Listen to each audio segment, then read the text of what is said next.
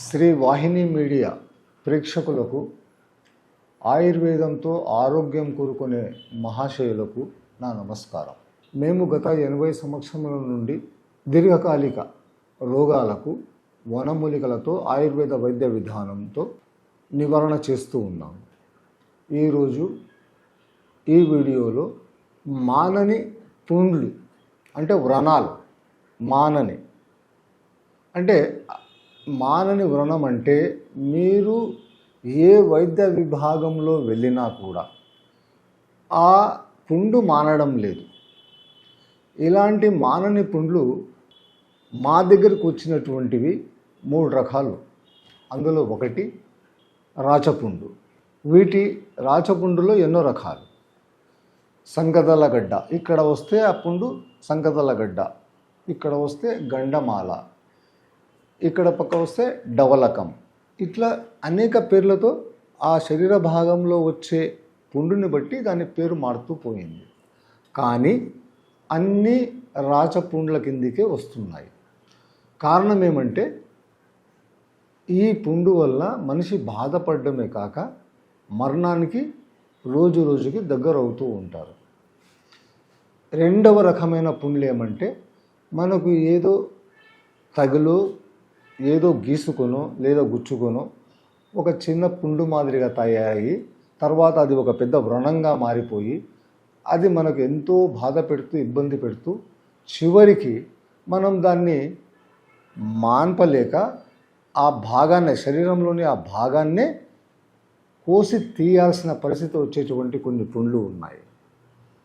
ఇవి కాక కొన్ని రోగాల వల్ల అంటే మనలో ఉన్నటువంటి కొన్ని ప్రాబ్లమ్స్, ఫర్ ఎగ్జాంపుల్ ఉదాహరణకు చెప్పాలంటే చక్కెర వ్యాధి, డయాబెటీస్, దీనివల్ల కూడా ఎక్కడో కాలికి చిన్న వేడి తగిలినప్పుడు లేదా ఏదన్నా నడిచేటప్పుడు చిన్న కాలికి గాయమయ్యి అది ఒక పుండు మాదిరిగా మారిపోయి అది ఎప్పటికీ మానకుండా అది ఇంకా దాని గురించి సేమ్ నేను చెప్పినట్టుగా అది విపరీతంగా బాధ పెడుతూ చాలా ఇబ్బంది పెడుతూ ఉంటాయి. ఏం మానవు, బాధ మాత్రం విపరీతంగా ఉంటుంది. దీని నుంచి ఏ వ్రణమైనా ఏ పుండైనా మానదు అనడానికి లేదు సార్. నేను మీకు చెప్పేది ఏదైనా సరే వైద్యం లేనిదంటూ లేదు. కానీ సరైన వైద్యం దొరికినప్పుడు ఇలాంటివి కూడా బాగైతాయని మేము నివారణ చేసి చూపించాం. ముఖ్యంగా రాచపుండు విషయం. రాచపుండు బయటికి కనబడుతుంది. అది రోజు రోజుకి కొందరికి ఒక గుంత మాదిరిగా వచ్చేస్తుంది, లోపలి గుంత మాదిరిగా పుండు. ఆ తింటూ తింటూ ఆ పుండు లోపలికి వెళ్ళిపోతుంది. వీటిని బాగా చేసిన రోజులు ఉన్నాయి. తర్వాత పుండు బొడ్డు దగ్గర వచ్చేస్తుంది, అక్కడంతా చీము కారడము, హోల్స్ ఉండడము, ఇలాంటివి పుండ్లు ఉంటాయి. తర్వాత కొన్ని పుండ్లు ఇలా ఉంటాయి, గడ్డ మాదిరిగా బయటకు వచ్చేస్తుంది, మొత్తం లోపల కండరం అంతా కనబడుతుంది, అంతా గుచ్చ మాదిరిగా. ఇలా రకరకాల ఈ రాచపుండు ఒక రకం కాదు, రకరకాల రాచపుండ్లు ఉన్నాయి. ఈ రాచపుండ్లకు నేను చెప్తున్నాను శాశ్వత నివారణ ఉంది. ఖచ్చితంగా దీనికి శాశ్వత నివారణ ఉంది. డయాబెటీస్ పుండ్లకు కూడా అంటే చక్కెర వ్యాధి వల్ల వచ్చే పుండ్లకు కూడా శాశ్వత నివారణ ఉంది. ఏదైనా దెబ్బ తగిలి అది సెప్టిక్ కింద మారి అలాంటి పుండ్లకు కూడా శాశ్వత నివారణ ఉంది. ప్రతిదానికి శాశ్వత నివారణ ఉంది. అయితే ఈ రాచపుండ్లకు ఒక్కసారి మనము మందు తయారు చేసుకొని ఆ పుండు పైన లేపనం చేసి ఒక పట్టి కట్టేసినామంటే మళ్ళీ ఆ పట్టీని 24 గంటల తర్వాత తీసి దాన్ని శుభ్రం చేసి కొత్త పట్టి మందు వేసి లేపనం చేసి మళ్ళీ వేయాల్సి ఉంటుంది. అది మానేంత వరకు రోజు ఒక పూట దాన్ని శుభ్రం చేస్తూ దాన్ని పట్టి మారుస్తూ ఉండాలి. అది 3 రోజుల తర్వాత మన కంటికి కనబడుతుంది నేను మానిపోతున్నానని. పేషెంట్ కనబడుతుంది, పేషెంట్ వెంట ఉన్న మనుషులు కనబడుతుంది. మాకైతే అనుభవం ఉంది కాబట్టి అనుభవం లేని వాళ్ళకు కూడా చెప్తాను. మీరు అలా ప్రాబ్లం ఉంటే నాకు ఫోన్ చేయండి. ఇది ఆన్లైన్లో చేసేటువంటి ట్రీట్మెంట్ కాదు. మీరు నాకు ఫోన్ చేయండి, మేమైనా చూస్తాము లేదా మీరైనా వచ్చి చూపించుకోండి. ఆ పుండుకి మానుతుంది అనడానికి ఒక ఉదాహరణ, పట్టి ఎప్పుడైతే కడతామో మొదటి రోజు ఆ రోజు వదిలేయండి, రెండో రోజు కడతాము ఆ రోజు వదిలేయండి, మూడో రోజు కడతాము ఆ రోజు వదిలేయండి, నాలుగో రోజు పట్టి కట్టిన వెంటనే ఆ ప్లేస్లో నుంచి నీరు రావడం మొదలవుతుంది. చిన్నగా drop to drop drop to drop వస్తూ ఉంటుంది ఆ పుండులో నుంచి. ఆ పుండులో నుంచి ఆ చుక్క చుక్క నీరు రావడము పుండు మానిపోయేంత వరకు వాటిని మనం ఆపాలన్నా అవి ఆగవు.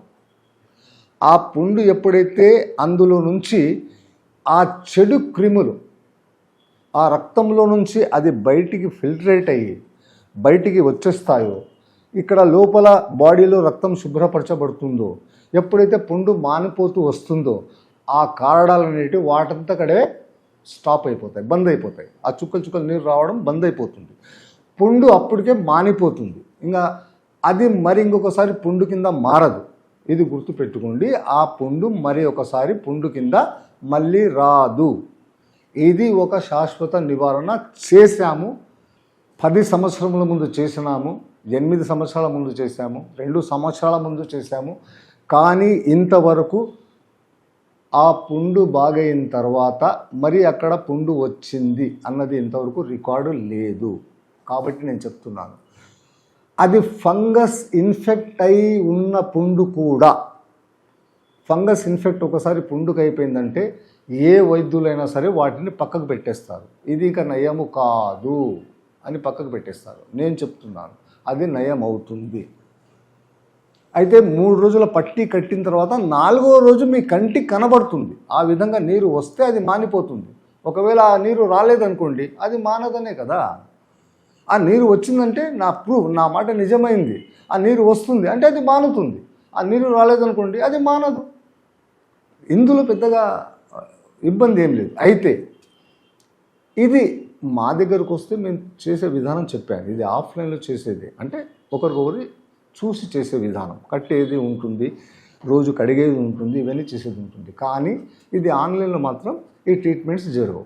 మీకు ఎవరైనా ఇలాంటి ప్రాబ్లం ఉన్న వాళ్ళు నాకు ఫోన్ చేసి గైడ్లైన్స్ అడగొచ్చు, నేను చెప్తాను కూడా. అయితే దీనికి మేము వాడేటువంటి మూలికల గురించి కూడా మీకు చెప్పదలుచుకున్నాను. ఇందులో ముఖ్యంగా దొగ్గలి వేర్లు, ఉమ్మెత్త వేర్లు, ఆముదపు వేర్లు, పరంగి చెట్టు వేర్లు, ఈ విధంగా ఈ మూలికల వేర్లను తీసుకొని వీటిని మెత్తగా పొడి చేసి ఈ పొడిని లో శంకుభస్మం, తర్వాత సింధూర భస్మం, శంకుభస్మం, సింధూర భస్మం, ఈ 2 4వ వంతు కలిపి ఈ వేర్ల పొడిలో ఈ మొత్తం కలిపినటువంటి పొడిని వేపాకు రసంలో నూరి, అది ఆరబెట్టేది ఉండదు, వేపాకు రసంలో నూరిన వెంటనే ఈ పొళ్ళను, ఏ పొళ్ళను, ఉమ్మెత్త వేర్లు, దొగ్గలి వేర్లు, ఆముదపు వేర్లు, పరంగి చెట్టు వేర్లు, ఈ వేర్లను 4వ భాగము సమభాగాలు తీసుకొని నూరుకొని దీంట్లో 4వ భాగము శంకుభస్మము, సింధూర భస్మం కలిపి ఈ మొత్తం కలిపినటువంటి పొడిని మేము పొడి తీసుకొస్తాము, వేపాకు రసం అప్పటికప్పుడు నూరుతాము. అది పచ్చిగా ఉన్నప్పుడే ఆ వ్రణం పైన పూస్తాము. అది ఆ గండమల కానివ్వండి, డవలకం కానివ్వండి, సంగదలగడ్డ కానివ్వండి, రాచపుండు కానివ్వండి, ఏదైనా కానివ్వండి, దానిపైన అప్పటికప్పుడు అప్లై చేసేస్తాము. అక్కడ పట్టి కట్టేస్తాము. 3 రోజుల తర్వాత ఆ నీరు కారడం మొదలవుతుంది. నీరు కారిందా మళ్ళీ జీవితం మొదలవుతుంది. జీవితం సమాప్తం కావడానికి ట్రీట్మెంట్ కాదండి, జీవితం మళ్ళీ మొదలు కావడానికే ఈ ట్రీట్మెంట్ మీకు చెప్తున్నాను. ఎవరైనా సరే ఇలాంటి సమస్యతో బాధపడే వాళ్ళు మాకు ఒకసారి ఫోన్ చేయండి, వీలైతే ఫోటో పంపించండి, నేను మీతో కాంటాక్ట్ చేస్తాను, గైడ్లైన్స్ ఇస్తాను.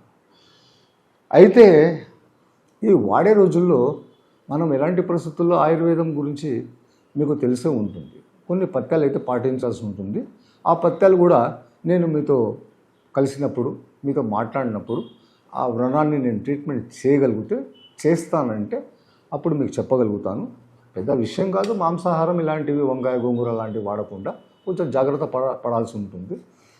అయితే ఈ విధంగా మీరు కాంటాక్ట్ చేసి ఈ బాధ నుంచి విముక్తి పొంది జీవితకాలాన్ని పొడిగించుకోండి అని నేను ఆశిస్తున్నాను. ఇంతే, నమస్కారం.